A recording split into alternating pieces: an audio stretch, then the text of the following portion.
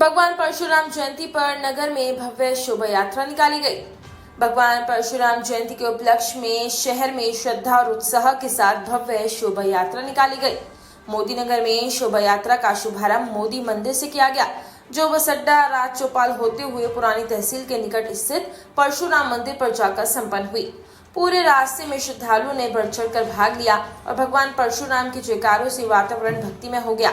शोभा यात्रा के दौरान विभिन्न झांकियां आकर्षण का केंद्र रही, जिनमें भगवान परशुराम के जीवन प्रसंगों को सुंदर ढंग से प्रस्तुत किया गया। मार्ग में कई स्थानों पर श्रद्धालुओं ने पुष्प वर्षा कर यात्रा का स्वागत किया और प्रसाद वितरण भी किया गया। इस मौके पर पूर्व विधायक सुदेश शर्मा, सभासद प्रदीप शर्मा, अखिल भारतीय ब्राह्मण महासभा जिलाध्यक्ष black cat commando Manoj Sharma, नगर अध्यक्ष सौरभ शर्मा आदि लोग मौके पर उपस्थित रहे।